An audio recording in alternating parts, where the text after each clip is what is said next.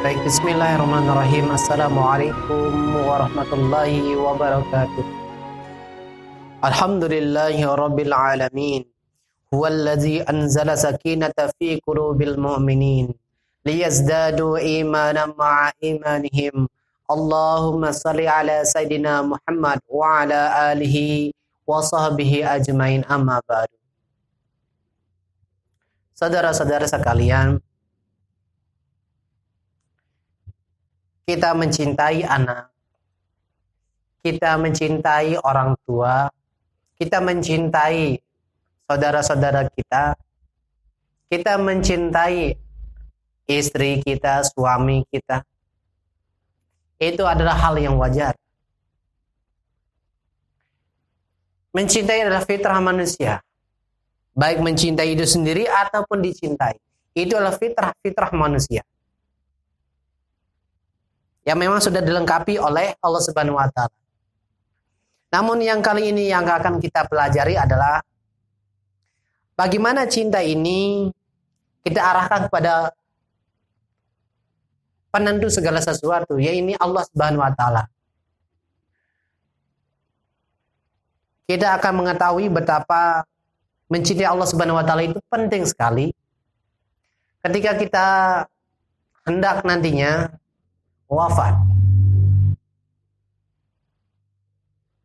Kita sering mendengar bahwa seseorang itu diberikan penglihatan oleh Allah Subhanahu wa taala terhadap iman-iman dan amal-amalnya ketika hendak wafat. Makanya banyak yang kita temukan, ada yang terbelalak matanya ketika hendak sakaratul maut. Ada yang kelihatan tersenyum ketika hendak dicabut nyawanya. Pada saat-saat itu Allah Subhanahu wa taala menampakkan, memberikan gambaran seperti apa amal-amal yang telah dia lakukan dahulu dan seperti apa dosa-dosa yang telah dia lakukan dahulu. Dan saat-saat itu tidak ada seorang pun yang bisa merubah takdir kita untuk mendapatkan yang dari yang buruk menjadi baik atau buruk dari baik jadi buruk. Nggak ada.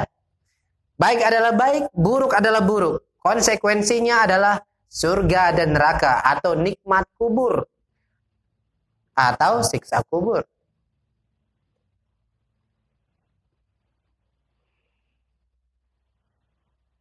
Ada sebuah cerita bahwa dulu tidak ada seorang sahabat, kalau tidak salah, yang tidak punya amal yang baik, tidak punya puasa yang banyak, tidak punya sedekah yang banyak, tidak punya sholat tahajud yang banyak. Tetapi dia istimewa. Apa yang membuat dia istimewa? Dia istimewa karena dia mencintai Allah dan Rasul-Nya melebihi dari segala sesuatu. Itulah yang membuat dirinya mulia.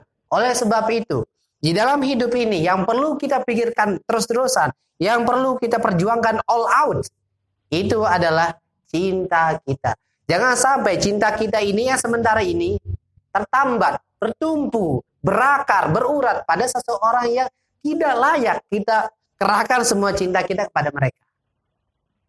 Yang harusnya kita kerahkan cinta kita, yang harusnya kita all out cinta kita, hanyalah kepada Allah Subhanahu wa taala. Cinta kepada Allah Subhanahu wa taala akan mengangkat derajat seseorang dari yang tadi hina menjadi mulia, yang tadinya rendah menjadi tinggi, yang tadinya tidak diperhitungkan menjadi catatan-catatan sejarah. Bukankah demikian apa-apa yang ada di dalam Al-Qur'an? Bagaimana Ashabul Kahfi, para pecinta Allah Subhanahu wa taala, sampai saat ini kisahnya masih terngiang di dalam ingatan dan pendengaran kita. Begitulah Allah memuliakan orang-orang yang cinta kepadanya, yang respect, yang hormat, yang mau mengabdi karena Allah Subhanahu wa taala itu sendiri. Cinta yang sesungguhnya adalah cinta kepada Allah. Adapun cinta-cinta kepada makhluk itu hanyalah fata morgana, Apalagi cinta seorang dengan pacarnya, laki-laki dengan perempuan, perempuan dengan laki-laki. Ini sudah menjadi cinta yang gak sebenarnya.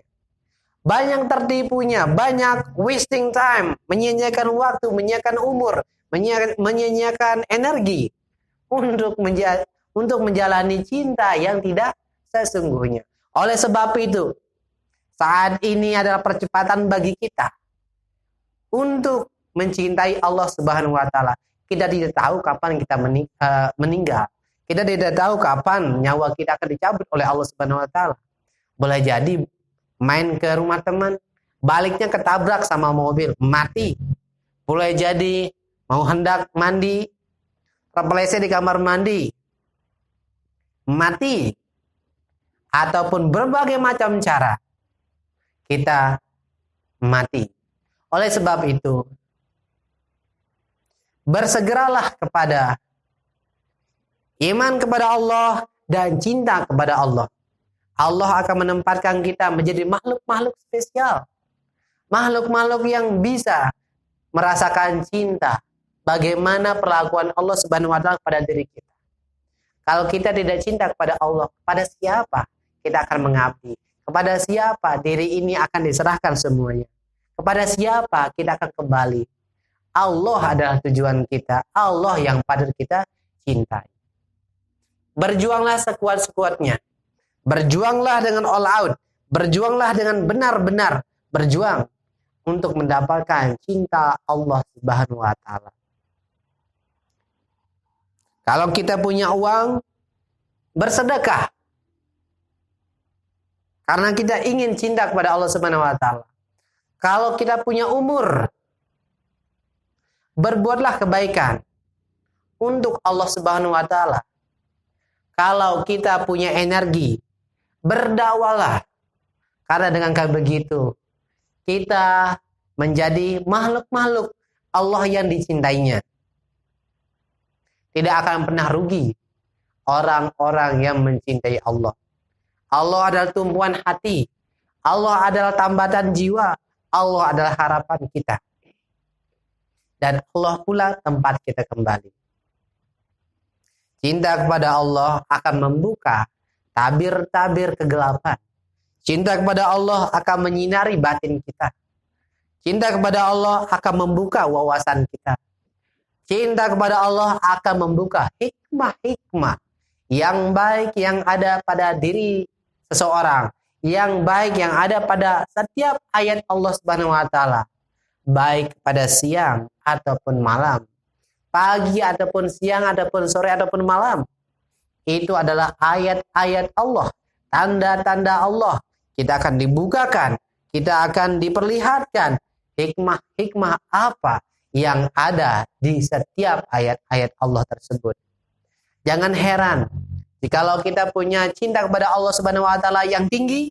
Cinta kepada Allah dengan cinta yang sebenar-benarnya. Allah akan menanamkan pada batin kita. Yaitu rasa ketenangan, rasa puas bertuhankan Allah Subhanahu wa taala. Jangan heran jikalau perubahan-perubahan itu yang ada pada diri kita semakin hari semakin baik, semakin hari semakin baik. Kita menyongsong masa depan yang pasti, masa depan yang tempat kita kembali, yaitu Allah Subhanahu wa taala. Cintailah Allah sepenuh hati, cintailah Allah dengan benar-benar, cintailah Allah dengan segala usaha diri kita.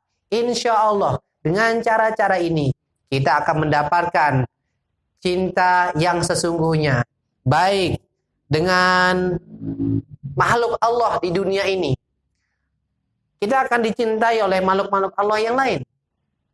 Mereka akan respect, bukan karena mencari respect mereka, bukan karena mencari penghormatan mereka, bukan. Tapi karena Allah menggerakkan hati-hati mereka untuk mencintai diri kita.